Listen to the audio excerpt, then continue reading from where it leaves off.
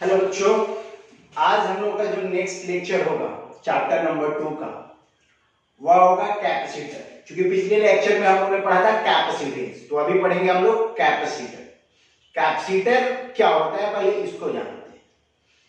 देखिए, किसी भी इलेक्ट्रॉनिक्स डिवाइस को चलाने के लिए हमें इलेक्ट्रिक एनर्जी देनी पड़ती है, इलेक्ट्रिक करंट देना पड़ता है।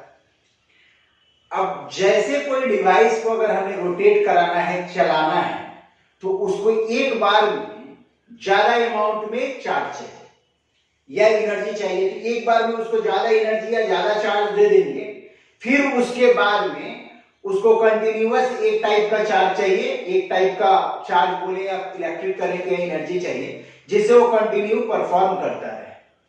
तो एक बार में हमारे पास वैसा कोई सोर्स नहीं है तो एक बार में ज्यादा अमाउंट ऑफ एनर्जी देके उसको स्टार्ट कर दे और आफ्टर दैट उसको कांस्टेंट सप्लाई, जिस तरीके से उसकी रिक्वायरमेंट है, जितने का उसका कंस्ट्रक्शन और या जितने का उसके इक्विपमेंट्स वगैरह लगे हुए हैं उस रेटिंग के हिसाब से उसको सप्लाई दे, ऐसा कोई सोर्स नहीं। तो हम क्या करते हैं कि एक जगह इलेक्ट्रिक एनर्जी को यानी चार्ज को स्टोर करते हैं, और जैसे हमको उस डिवाइस को स्टार्ट करना है, उसको चलाना है, उसको सप्लाई देना है, तो एक बार में वो जो स्टोर करके हम रखे हैं उसको दे देते हैं, और जैसे उसको दे दिए वो स्टार्ट हो गया, अपना परफॉर्म करने लगा। आफ्टर दैट हम उसको सोर्स से कंटिन्यूअस जो भी सप्लाई चाहिए वो देते जाते हैं, जो कांस्टेंट होता है। तो कौन सा ऐसा डिवाइस है, वो कौन सा ऐसा सिस्टम है जो चार्ज को स्टोर कर ले और फिर जब उसको चाहिए तो सडनली उतना एक बार में चार्ज को दे दे? तो वो जो सिस्टम है that is the called capacitor. इसी को कैपेसिटर कहते हैं, जिसे आप कॉमनली जो बाजार में अगर आप बात करें मार्केट में, तो इसको आप कंडेंसर के नाम से जानते हैं।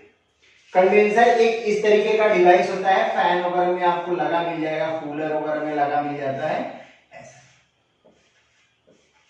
इस तरीके का कंडेंसर। आप ये जो डिवाइस है दैट इज कॉल्ड कंडेंसर, एक सिलिंड्रिकल शेप का आपको दिख जाता है, फैन वगैरह के ऊपर में सब घर में रहता है, आपको इवन कूलर वगैरह में भी दिख जाएगा, दैट इज कॉल्ड कंडेंसर इसको बोलते हैं। और यही कंडेंसर क्या कहलाता है? कैपेसिटर कहा जाता है। कंडेंसर कहिए या कैपेसिटर कहिए, या कैपेसिटर कहिए। यानी कहने का अर्थ ये हुआ कि कंडेंसर क्या है? एक ऐसा डिवाइस है जो लार्ज अमाउंट ऑफ चार्ज को वेरी स्मॉल एरिया में क्या करता है? कंटेन करके रखता है। दो प्लेट्स लगे होते हैं जिनके बीच में कुछ इंसुलेटिंग मीडियम होता है, बहुत बार तो आप उसको खोल के भी देखे होंगे। दो प्लेट्स होते हैं और बीच में कुछ इंसुलेटिंग मीडियम्स होता है, और उसी अरेंजमेंट्स को हम लोग क्या बोलते हैं? कंडेंसर बोलते हैं। यानी हम बोल सकते हैं कैपेसिटर या कंडेंसर को, it is a system of two conductor which is separated by some insulating mediums। बीच में कुछ गैप होता है, उसका एक सिस्टम है। It is used to store large amount of charge या electric energy in very small area। यानी लार्ज अमाउंट ऑफ चार्ज या इलेक्ट्रिक एनर्जी को कम जगह में जो स्टोर करता है उसी को क्या कहा जाता है? आपको कैपेसिटर बोला जाता है। हिंदी में इसको संधारित्र कहते हैं। बहुत लड़कों का कमेंट्स आ रहे हैं कि सर आप इसको हिंदी में भी थोड़ा बताइए।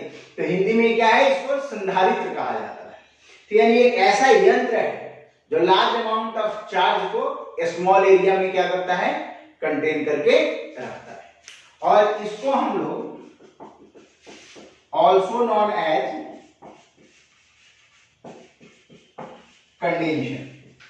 कंडेंसर के नाम से भी हम इसको जानते हैं। अब इसको हम कंडेंसर के नाम से जानते हैं। अब अगर किसी सर्किट में हम इसको रिप्रेजेंट करना चाहें तो हमको कुछ ना कुछ सिंबल की जरूरत होगी। ठीक वैसे ही जैसे हमें रेसिस्टेंस में जरूरत पड़ता था, वो जिगजैग लाइन खींचते थे, आर से डिनोट करते थे रेसिस्टेंस को बताने के लिए। अगर हमको कैपेसिटर को डिसाइड करना हो तो हम इसके लिए भी एक पार्टिकुलर सिंबल होता है कैपेसिटर को डिनोट करने के लिए कंडेंसर को सर्किट में। तो ये दो तरीके से इसको हम लोग देखते हैं। एक होता है एक फिक्स्ड कैपेसिटर और एक होता है वेरिएबल कैपेसिटर। फिक्स्ड कैपेसिटर कहने का अर्थ होता है कि उसकी वैल्यू फिक्स है, वो 8 फराड का हो, 10 फराड का हो, उसकी कैपेसिटेंस की वैल्यू फिक्स है। फराड तो बहुत ज्यादा वैल्यू होगा, नैनो फराड में, माइक्रो फराड में, पिको फराड में। तो उस वैल्यू को हम लोग सडनली चेंज नहीं कर सकते विद इन ऑपरेशन। अगर करंट सप्लाई हो और बीच में हम चाहें कि कैपेसिटेंस बढ़ा दे घटा दे, इट इज इम्पॉसिबल। किसमें? Fixed capacitor.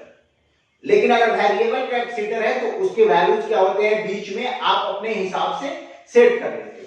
यानी अगर हम आपको ये बोले कि कैपेसिटर एक डिवाइस है जो लार्ज अमाउंट ऑफ चार्ज को स्मॉल एरिया में डिनोट करता है, सॉरी स्मॉल एरिया में स्टोर करता है, तो इसके सिंबल्स की अगर बात किया जाए तो हम इसका सिंबल बोलेंगे फिक्स्ड कैपेसिटेंस का, कैपेसिटर का symbol of fixed capacitor,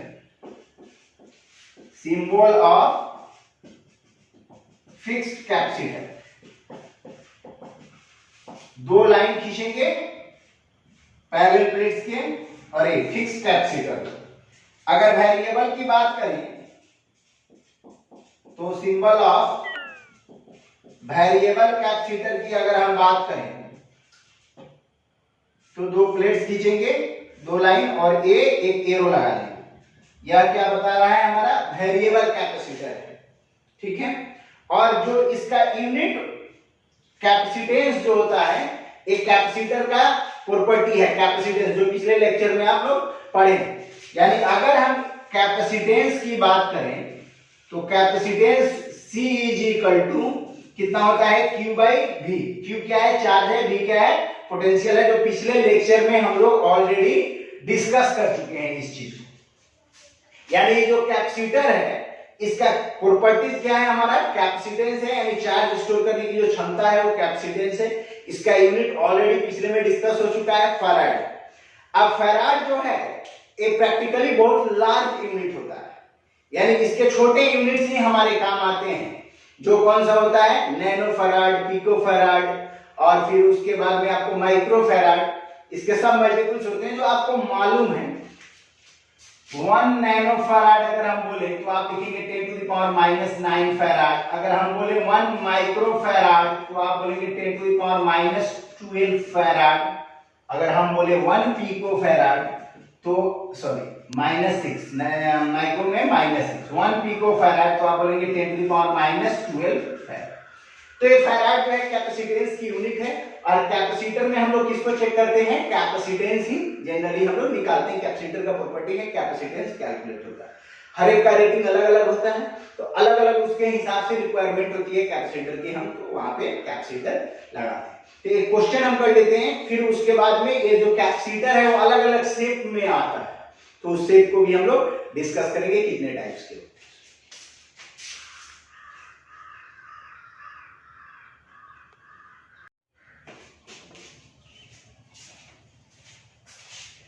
capacitor का एक क्वेश्चन करेंगे।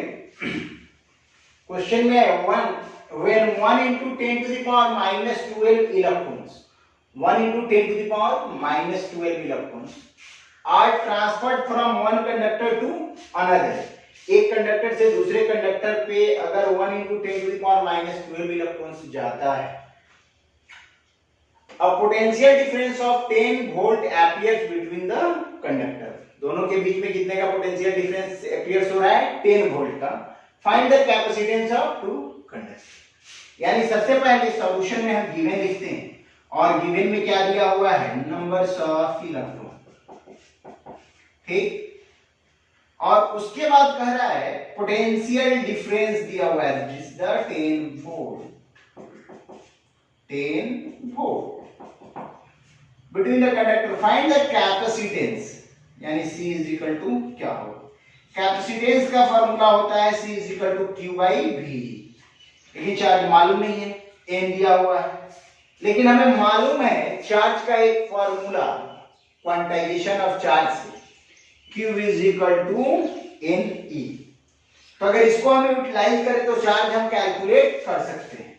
तो सबसे पहले हम चार्ज को कैलकुलेट करेंगे NE। N का वैल्यू दिया हुआ है 1 into 10 to the power 12, और E मतलब charge on electron, 1.6 into 10 to the power minus 19 coulomb, 1.6 into 10 to the power minus 19 coulomb. यानी ये हो जाएगा 1 into 10 to the power minus 7 coulomb. 1.6 into 10 to the power minus 7 coulomb. हमने charge calculate कर दिया। अब क्वेश्चन हमारा बहुत इजी है, C is equal to Q by V, तो 1.6 into 10 to the power minus 7 और V का वैल्यू कितना दिया हुआ है 10 वोल्ट 10, तो 1.6 into 10 to the power minus 7 into 10 to the power minus 1, तो 1.6 into 10 to the power minus 8 फेरा। अगर इसको 9 कर लेंगे तो कितना हो जाएगा, ये 16 पॉइंट हटाएंगे, 16 into 10 to the power minus 9 फेरा, यानी 16 नैनो फेराड, यानी मतलब नैनो फेराड। तो बहुत छोटा सा क्वेश्चन था कैपेसिटेंस का, तो इसको हम लोगों ने अभी देखा। अब हम लोग देखेंगे कि ये कंडक्टर होते हैं, कैपेसिटर जो होते हैं वो कितने शेप के होते हैं। ठीक है, अलग अलग शेप होते हैं। तो शेप के आधार पे, शेप के बेसिस पे हम लोगों ने कैपेसिटर्स को 3 तरीके से दिया गया है, बताया है सबके सिलेबस में। पैरेलल प्लेट कैपेसिटर होता है, स्फेरिकल और सिलेंड्रिकल, बट हमको एक ही पढ़ना है, that is the parallel plate capacitor. तो नेक्स्ट जो लेक्चर होगा अभी वो किसका होगा, पैरेलल प्लेट कैपेसिटर, अभी इसी लेक्चर में।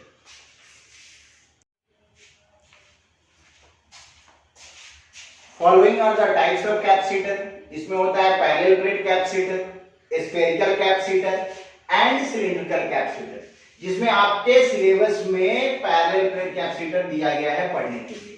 तो अभी हम लोग क्या करेंगे, पैरेलल प्लेट कैपेसिटर को पढ़ेंगे, बट हम आपको स्फेरिकल भी बताएंगे, लेकिन सिलिंड्रिकल आपके सिलेबस में नहीं है। तो सबसे पहला काम क्या करेंगे हम लोग, क्या पढ़ेंगे, पैरेलल प्लेट कैपेसिटर। तो सबसे पहला काम हम लोग का यही होगा कि हम लोग पैरेलल प्लेट कैपेसिटर को समझेंगे कि ये पैरेलल प्लेट कैपेसिटर्स होते क्या हैं। तो देखिए सबसे पहले पैरेलल प्लेट कैपेसिटर्स क्या होता है। तो पैरेलल प्लेट कैपेसिटर क्या टाइप्स ऑफ कैपेसिटर है और क्या होता है, हाँ होता है, इसमें क्या होता है कि 2 प्लेट्स होते हैं और दोनों प्लेट कुछ डिस्टेंस से सेपरेट होते हैं, उनके बीच में कुछ इंसुलेटिंग मीडियम्स लगा होता है, और both plates are the insulating plates but one plates are grounded. एक प्लेट का क्या किया गया होता है, अर्थिंग किया गया होता है, ग्राउंडिंग होता है। लिखिएगा इन दिस कैपेसिटर, इस कैपेसिटर में 2 इंसुलेटिंग प्लेट्स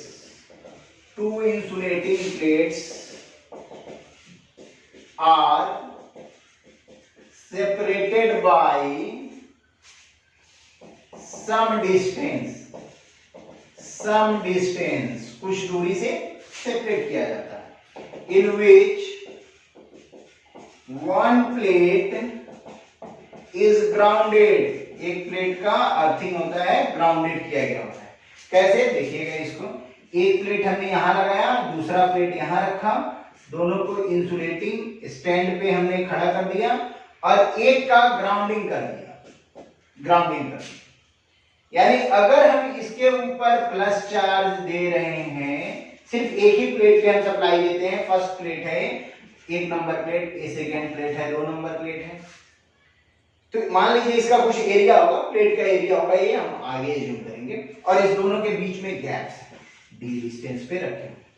अगर हम इधर प्लस चार्ज दे रहे हैं तो इधर इनर सरफेस पे कौन सा चार्ज आएगा, minus charge by induction method, minus generate होगा, आउटर पे क्या होगा प्लस, बट ये ग्राउंडिंग होने के कारण सारा प्लस कहां चला जाएगा, अर्थ, यानी सिर्फ और सिर्फ कौन सा चार्ज बचेगा, माइनस चार्ज बचेगा, और इस पे कौन सा चार्ज बचेगा, प्लस चार्ज बचेगा। और इसका सरफेस चार्ज डेंसिटी सिग्मा है तो प्लस सिग्मा होगा, और इसका surface charge density minus sigma होगा। यानी हम कह सकते हैं, इसमें हम एज्यूम कर रहे हैं कि A is equal to surface area of plate, और जो D है it is the distance between both plate, दोनों प्लेट के बीच की दूरी है, और ये जो सिग्मा है this is the surface charge density, जिसका फॉर्मूला होता है चार्ज पर unit area, sigma is equal to Q by A या S, ठीक। और जो D है सो डिस्टेंस है। हमें क्या निकालना है, कैपेसिटेंस निकालना है, capacitance of parallel plate capacitor, capacitance निकालना है। उस समय से भी तो यही निकाल रहे हैं ना कैपेसिटेंस। तो अभी पैरेलल प्लेट कैपेसिटर का निकालना। C इज इक्वल टू क्या होता है, बस एक ही formula, C is equal to Q by V, C is equal to Q by V। Q क्या होता है भाई, Q तो चार्ज है ना जो हम इसको दिए हैं, ले मान लेते हैं यहाँ पे भाई Q इज इक्वल टू क्या है, चार्ज। हमने Q चार्ज इसको दिया है, V पोटेंशियल मालूम नहीं, अगर पोटेंशियल कैलकुलेट कर लें तो कैपेसिटेंस कैलकुलेट हो जाएगा, ठीक। तो यानी हमारा फोकस कहां होगा, पोटेंशियल कैलकुलेट करने। तो आप इसको जल्दी से नोट करो, फिर हम इसको मिटा के और इसको क्या करते हैं, हम लोग कैपेसिटेंस को कैलकुलेट करते हैं। तो हमारा फोकस कहां शिफ्ट हो रहा है, V पे, पोटेंशियल निकालना है, क्योंकि हमको C is equal to Q by V करना है। तो अगर हम V निकाल लेंगे तो बन जाएगा, लेकिन V निकालने के लिए हम फिर सोच रहे हैं कि V कैसे निकालेंगे, कैसे निकालेंगे। तो V निकालने के लिए हमें एक फॉर्मूला याद है, relation between electric field and potential, that is the potential gradient, previous lecture में। अगर हम उस रिलेशन का यूज करें तो इलेक्ट्रिक फील्ड कैलकुलेट कर सकते हैं। तो E इज इक्वल टू क्या होता है, V बाई D। तो वहां से यानी दोनों प्लेट के बीच का डिस्टेंस, हम वहां से V कैलकुलेट करेंगे और फिर उसके बाद सिग्मा का वैल्यू डाल के करेंगे, वो नोट कीजिए।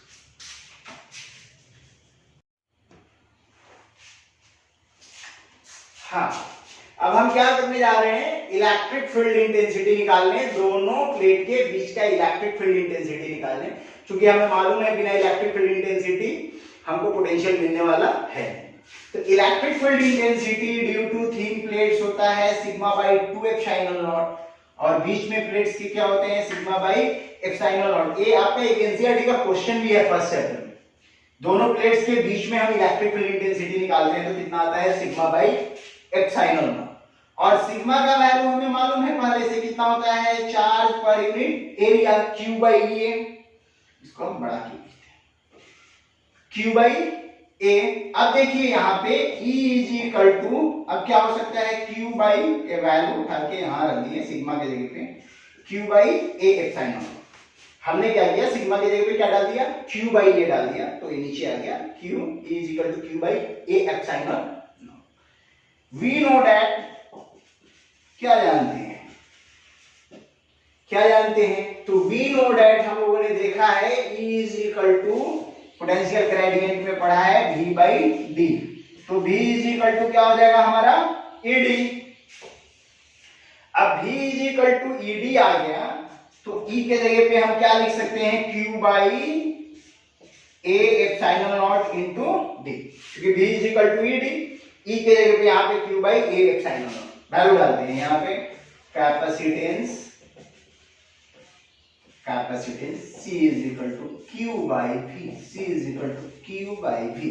Q और V कितना आया है हमारा, Q D divided by A epsilon naught. Q से Q cancel, therefore C is equal to A epsilon naught by D, यानी C इज इक्वल टू कितना आ गया हमारा, A epsilon naught by D।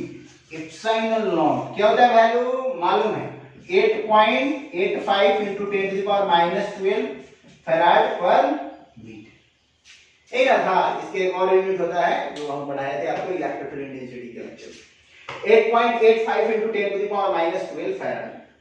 यानी C जो है वो डायरेक्टली प्रोपोर्शनल है किसके, एरिया ऑफ प्लेट। प्लेट बड़ा सा लोगे, एरिया बड़ा लोगे, कैपेसिटेंस बढ़ेगा, और इनवर्सली प्रोपोर्शनल है डिस्टेंस बिटवीन देम।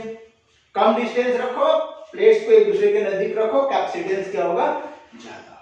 एनसीईआरटी में एक क्वेश्चन भी है एक्सरसाइज में इसका, हम लोग अब उसको सॉल्व करेंगे। आप जल्दी से इसको देख लीजिए, C is equal to A epsilon naught by D। Exam purpose of view से बहुत इंपॉर्टेंट है, हमेशा पूछा जाता है, find the capacitance of parallel plate capacitor. आसानी से निकालेंगे, कितना होता है, C is equal to A epsilon naught by D। जल्दी से इसको नोट करेंगे हम लोग, फिर उसके बाद क्या करेंगे, क्वेश्चन सॉल्व करेंगे एनसीईआरटी।